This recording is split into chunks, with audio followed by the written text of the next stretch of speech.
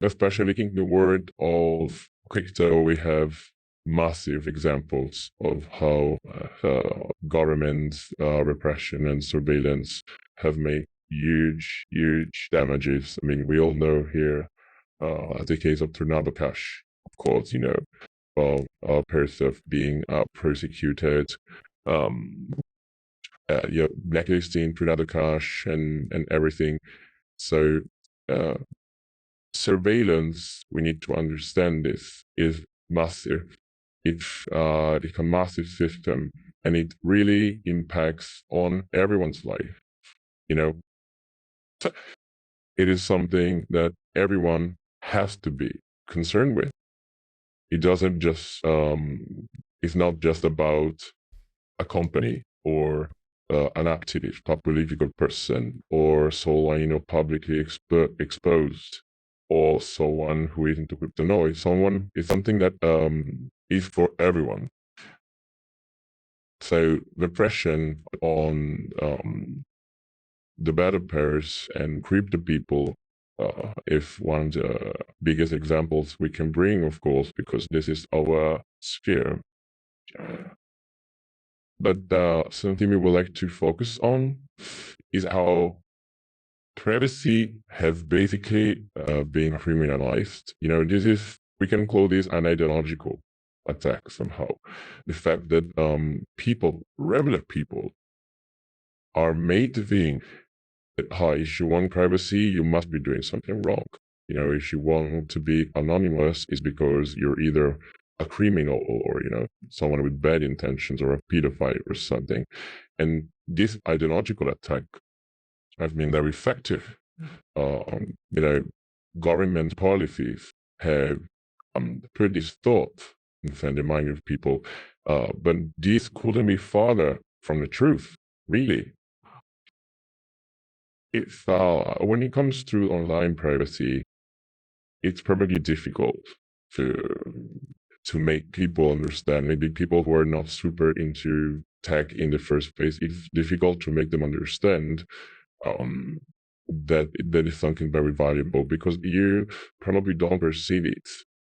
If someone right now came into my house, started searching among, I don't know, my wardrobe or my drawers or whatever, looking for information, and I couldn't do anything about it, I would be extremely upset, right?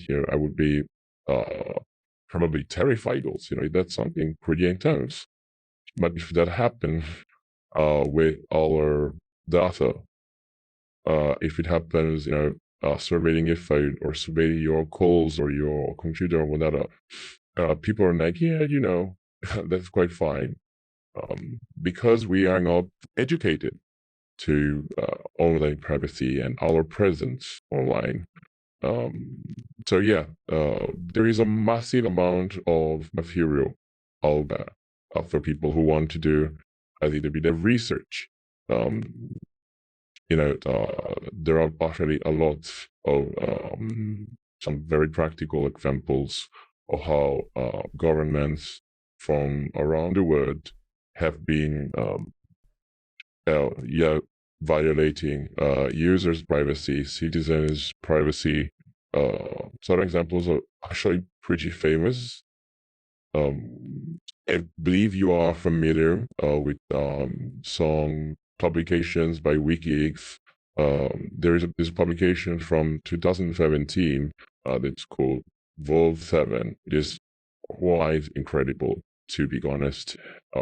They basically published how US intelligence spies on regular users and collects and saves data.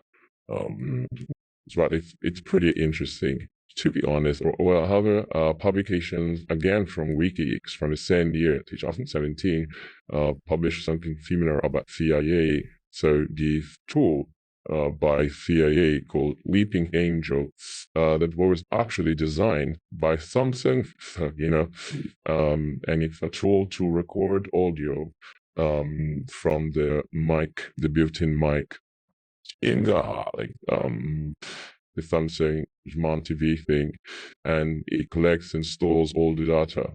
Another massive example is Pegasus. This is pretty famous. It's it is trolled by NSO, which is Israeli company, pretty close to the government, and it's basically a surveillance tool, and it have been purchased by many governments around the world, including Saudi Arabia, India, Hungary, and many others. So yes, these are quite some examples of how governments from all over the world, and I mean it all over the world, no government is safe from this, how governments from all over the world violate their citizens' privacy in the name of, security.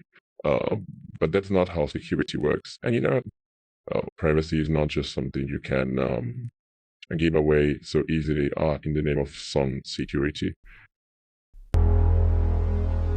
Unchecked governments have eradicated privacy and truth. Those who resist are brought down swiftly, but we refuse to submit. LunarPunks are freedom fighters, protected by encrypted shadows.